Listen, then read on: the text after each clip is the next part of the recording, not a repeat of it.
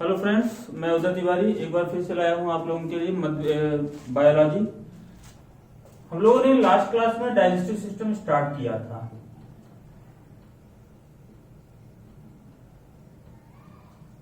Digestive system में हम लोगों ने देखा कि एलिमेंट्री कैनाल का काम क्या है, उसमें कौन कौन से अंग हैं। लास्ट टॉपिक जो हमने डाइजेस्टिव सिस्टम में एलिमेंट्री कैनाल का जो पार्ट देखा था वो थी लार्ज इंटेस्टाइन, बड़ी आंत। हमने बड़ी आंत में देखा कि किसी भी प्रकार का पाचन नहीं होता और यहां जल का अवशोषण होता है, एब्जॉर्प्शन ऑफ वाटर। कहां होता है? बड़ी आंत में।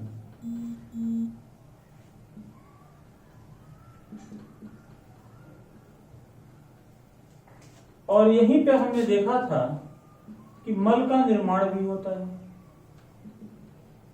फॉर्मेशन ऑफ फीसेस, मल का निर्माण। फिर बात आती है कि बड़ी आंत कितने भागों में बटी होती है। तो बड़ी आंत जो है आपका 3 भागों में बटी है। एक तो है आपका सीकम, दूसरा है कोलोन,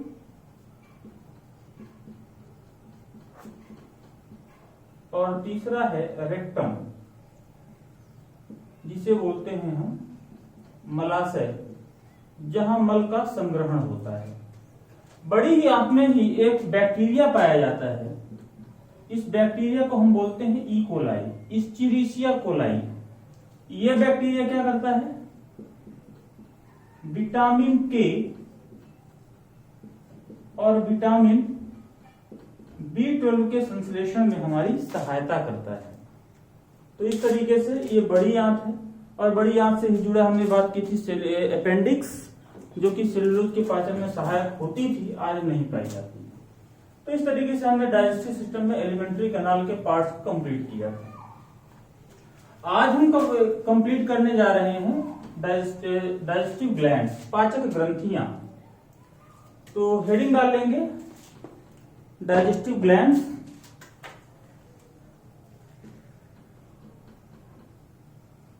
पाचक ग्रंथियां कौन कौन सी हैं? तो सबसे पहले हम देखते हैं पाचक ग्रंथियों में सलाइवरी ग्लैंड, जिसे हम बोलते हैं लार ग्रंथि। नाम से स्पष्ट है, काम क्या है? सलाइवा का फॉर्मेशन, लार का निर्माण करने का काम कौन करती है? Salivary gland, formation of saliva. इसी लार में पाए जाते हैं 2 एंजाइम।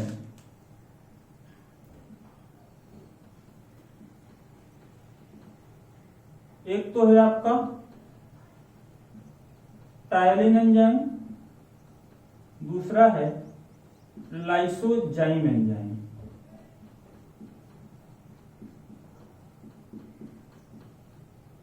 लाइसोजाइम एंजाइम भोज्य पदार्थों में आने वाले बैक्टीरिया को खत्म करता है। और टायलिन एंजाइम क्या करता है? ये स्टार्च के पाचन में सहायक होता है। स्टार्च एक कार्बोहाइड्रेट है, जिसके बारे में हम लोगों ने शुरू में ही पढ़ा है। ठीक है। सलाइवरी ग्लैंड 3 प्रकार की होती है। एक तो है आपका पैरोटिड सलाइवरी ग्लैंड,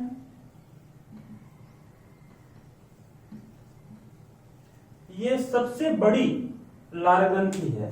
ध्यान रखेंगे, पैरोटिड सलाइवरी ग्लैंड कैसी है? सबसे बड़ी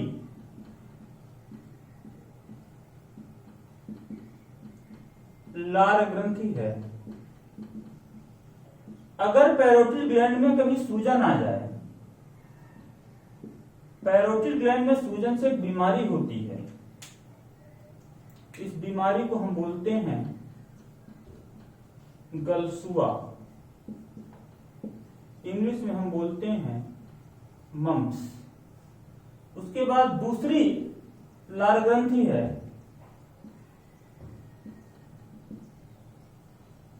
सबलिंगुअल, और तीसरी है सबमैंडिब्यूलर।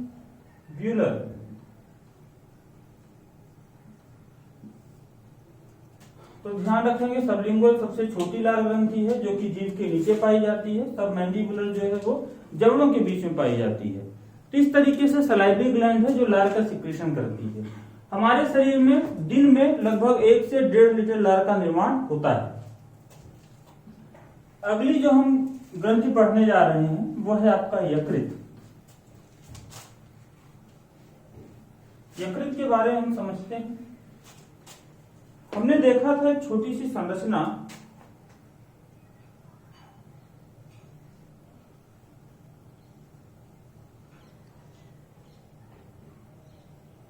ये यकृत है।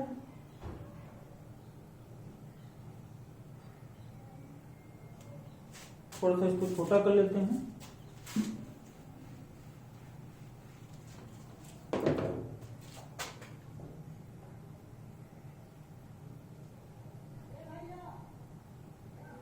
इसी यकृत में पाई जाती है हिपैटिक डक्ट।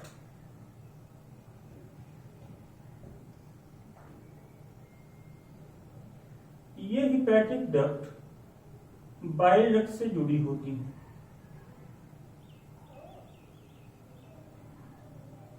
जो कि पैंक्रियाज से जाकर मिलती है।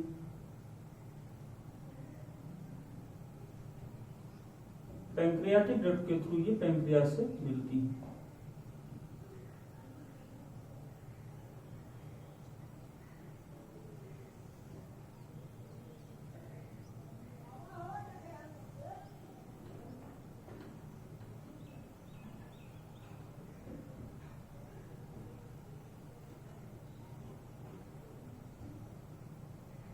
और यहां ये ड्यूडिनम होता है, छोटी आंत, जो कि एम्पुला के थ्रू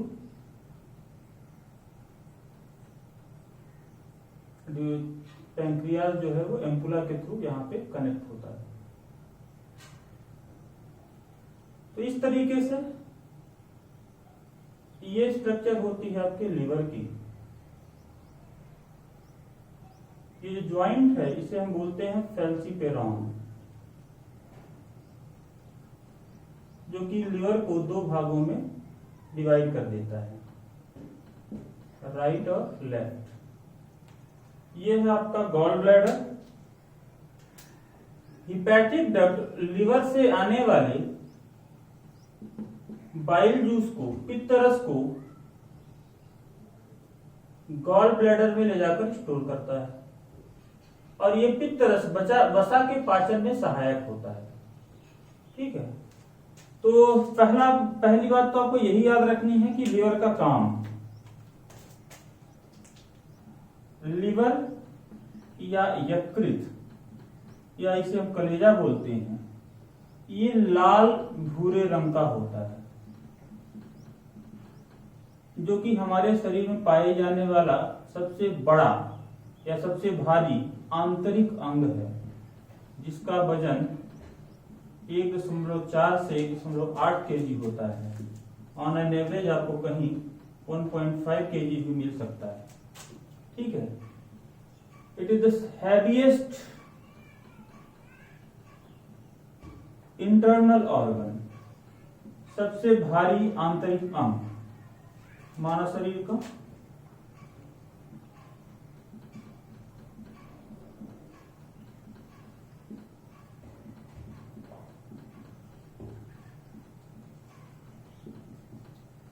और लिवर के बारे में एक फैक्ट और ध्यान रखिएगा, यह मानव शरीर में पाए जाने वाली सबसे बड़ी ग्रंथि है, सबसे बड़ी आंतरिक ग्रंथि लिवर है। It is the largest in gland of human body, liver. ठीक है, ध्यान रखेंगे एंडोक्राइन ग्लैंड्स में थायराइड है और एक्सोक्राइन ग्लैंड्स में, ठीक है, बहिस्रावी ग्रंथियों में सबसे बड़ी ग्रंथि क्या है? लीवर है, जो कि क्या काम करती है? इसका काम क्या है? वसा का पाचन करती है। Liver helps in digestion of fat. क्या करता है, लिवर पित्त रस का स्रावण करता है और यह पित्त रस वसा को दो भागों में विभाजित करता है, एक तो फैटी एसिड और मोनोग्लिसराइड्स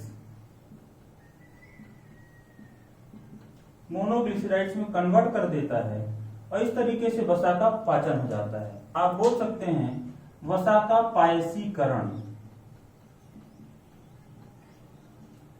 वसा का पायसीकरण, इंग्लिश में हम इसे बोलते हैं इमल्सिफिकेशन ऑफ फैट।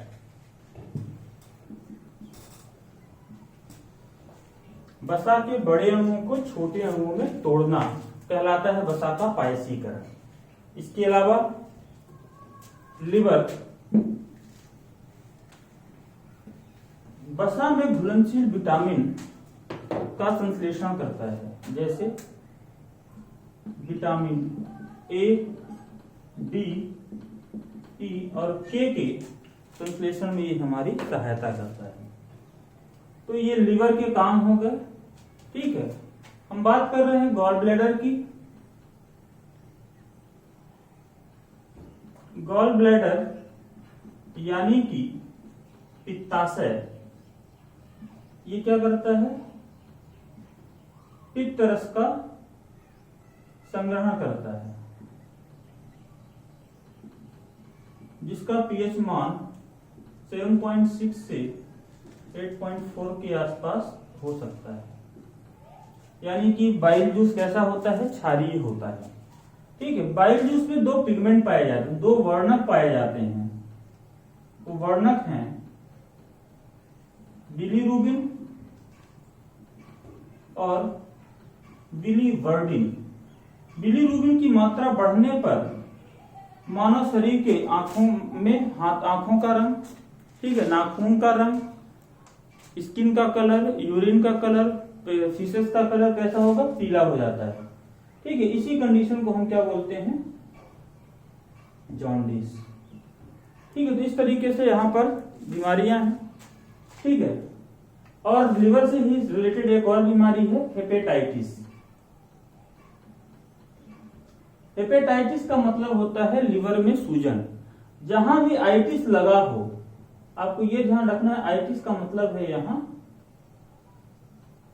इन्फ्लेमेशन, जैसे कंजंक्टिवाइटिस, आर्थराइटिस, रूमेटॉइड आर्थराइटिस, ठीक है, ऑस्टियोआर्थराइटिस। तो ये सब क्या है, आइटिस यानी इन्फ्लेमेशन। कंजंक्टिवा में इन्फ्लेमेशन, कंजंक्टिवाइटिस। जोड़ों में इन्फ्लेमेशन, आर्थराइटिस। ठीक है, हिपेटा में इन्फ्लेमेशन, हिपेटा यानी लिवर, लिवर में इन्फ्लेमेशन, हेपेटाइटिस। तो हेपेटाइटिस किससे संबंधित बीमारी है, लिवर से संबंधित बीमारी है। लिवर से रिलेटेड एक और बीमारी है जिसे हम बोलते हैं लिवर सिरोसिस।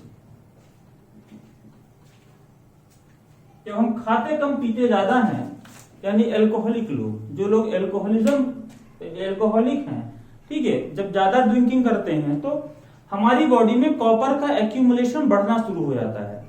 ठीक है, उस कॉपर के एक्यूमुलेशन से लिवर जो है काम करना बंद कर देता है। ठीक है, इसे हम बोलते हैं लिवर सिरोसिस। ठीक है, तो ये बीमारी भी लिवर से रिलेटेड है। ठीक है, एक और बीमारी आप यूं समझ लीजिएगा, आपने सुना होगा पित्ताशय की पथरी, गॉल स्टोन। ठीक है, गॉल स्टोन, पित्ताशय में पथरी का बनना। ये क्या है, जब कभी भी हम हमारे खान पान में अनसैचुरेटेड फैट्स हैं या कोलेस्ट्रॉल का डिपोजिशन होना शुरू होता है, तो ये जो आर्टरीज हैं, इन आर्टरीज के, ये आर्टरीज क्या होती है, ब्लॉक हो जाती है, ये विसल से ब्लॉक हो जाते हैं, जिससे कि वाइल जूस जो है पित्ताशय तक नहीं पहुंचने पाता है। ठीक है, तो इसी को हम क्या बोलते हैं, पित्ताशय की पथरी। तो पित्ताशय की पथरी को दूर करने के लिए क्या करते हैं, पित्ताशय को ही यहां से अलग कर दिया जाता है। तो पित्ताशय को अलग करने के लिए जो टेक्निक है उसे हम बोलते हैं कोलसिस्टेक्टोमी। कोलसिस्टेक्टोमी क्या है, सर्जिकल रिमूवल ऑफ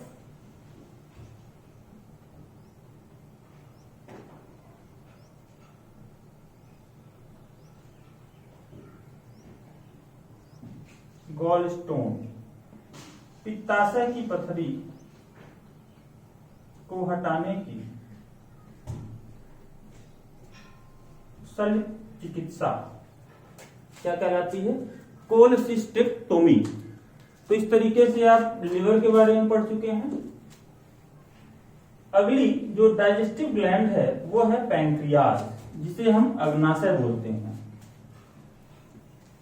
ठीक है, तो अगला हम देखते हैं पैंक्रियाज।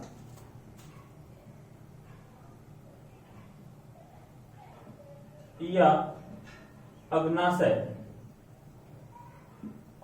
आपने देखा होगा इस पत्ती के जैसी संरचना वाली एक संरचना जो है लीवर के से जुड़ी हुई स्टमक के नीचे पाई जाती है, जिसमें कुछ ऐसी पतली पतली नलिकाएं होती हैं।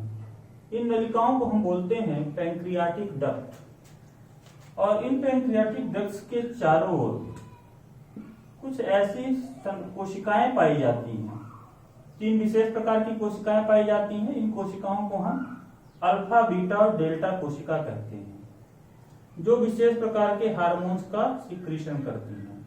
इसके अलावा इन पैंक्रियाज में कुछ पैंक्रियाटिक ग्लैंड्स पाई जाती हैं, ग्रंथियां पाई जाती हैं। उन पैंक्रियाटिक ग्लैंड्स के थ्रू कुछ पैंक्रियाटिक जूसेस का सिक्रीशन होता है, जो कि विशेष प्रकार के एंजाइम्स को सिक्रीट करती हैं और भोजन के पाचन में हमारी सहायता करती हैं। तो कौन कौन से एंजाइम निकलते हैं आप देख लीजिए।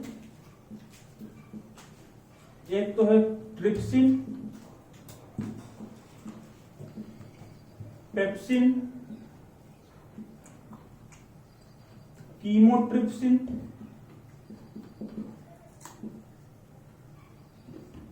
एमाइलेज और लाइपेज। ठीक है, ट्रिप्सिन प्रोटीन के पाचन के लिए सहायक होता है। पेप्सिन ये भी प्रोटीन के पाचन के लिए सहायक होता है। और कीमोट्रिप्सिन ये भी प्रोटीन के पाचन के लिए सहायक होता है। एमाइलेज ये जो है कार्बोहाइड्रेट के पाचन के लिए सहायक होता है।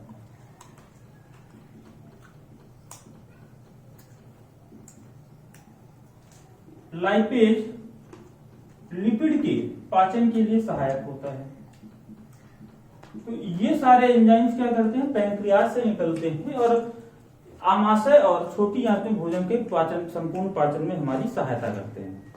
फिर हमने बात करी कि आमाशय, पैंक्रियाज में, अग्नाशय में 3 विशेष प्रकार की कोशिकाएं पाई जाती हैं, जो हार्मोन्स का सिक्रीशन करती हैं। तो ये कोशिकाएं कौन सी हैं? अल्फा कोशिका, बीटा कोशिका, डेल्टा कोशिका। अल्फा कोशिका इंसुलिन हार्मोन का सिक्रीशन करती हैं। इंसुलिन आप जानते हैं, जो कि डायबिटीज में हेल्पफुल है। इसकी कमी से टाइप 1 डायबिटीज होती है। बीटा कोशिकाएं ग्लूकोगोन हार्मोन के सिक्रीशन में हमारी सहायता करती हैं, जो कि हमारी बॉडी में ग्लूकोज के लेवल को मेंटेन रखने में हमारी सहायता करता है। और डेल्टा कोशिकाएं सोमैटोस्टैटिन हार्मोन का सिक्रेशन करती हैं। सोमैटोस्टैटिन हार्मोन अल्फा और बीटा कोशिकाओं की फंक्शनिंग को रेगुलेट करता है। ठीक है, एक फैक्ट और याद रखिए, पैंक्रियाज को हम आइलेट्स ऑफ लैंगरहैंस भी कहते हैं। आइलेट्स ऑफ लैंगरहैंस या लैंगरहैंस की द्वीपिकाएं। एग्जाम में पूछा गया है क्वेश्चन, आइलेट्स ऑफ लैंगरहैंस निम्नलिखित में से कौन सा है? ऑप्शन है आपके पास pancreas, liver, stomach, none of these. तो आपका आंसर होगा क्या? पैंक्रियाज। ठीक, तो इस तरीके से हमारा ये डाइजेस्टिव सिस्टम पूरा होता है। आगे की क्लास में हम न्यूट्रिशन स्टार्ट करेंगे। उसमें हम देखेंगे कौन कौन से बायोमोलिक्यूल्स हैं जो हमारा न्यूट्रिशन में हमारी हेल्प करते हैं, कौन कौन से विटामिन, प्रोटीन्स, कार्बोहाइड्रेट्स, उनका पूरा क्लासिफिकेशन और उनसे रिलेटेड एग्जाम के क्वेश्चन हैं। अब आज हम यहाँ पर देखते हैं कि आखिर इस डाइजेस्टिव सिस्टम से क्वेश्चन कहाँ से आते हैं। ठीक है, अभी आज का जो हमने देखा उसमें से क्वेश्चन हमने सारे डिस्कस कर लिए हैं। एक बार फिर से शुरू से क्वेश्चन डिस्कस कर लेते हैं कि भोजन सर्वाधिक समय तक कहाँ पे रुकता है। आपका उत्तर होगा क्या? आमाशय में भोजन सर्वाधिक समय तक रुकता है। भोजन के पाचन की प्रक्रिया कहाँ से शुरू होती है? तो भोजन का पाचन मुख गुहा से शुरू होता है, बक्कल कैविटी से। यहाँ बक्कल कैविटी में सलाइवरी ग्लैंड से निकलने वाला एंजाइम टाइलिन है, जो कि स्टार्च के पाचन में हमारी सहायता करता है। ठीक है, तो इस तरीके से क्वेश्चन पूछे जा सकते हैं। तो अभी के लिए इतना ही, धन्यवाद।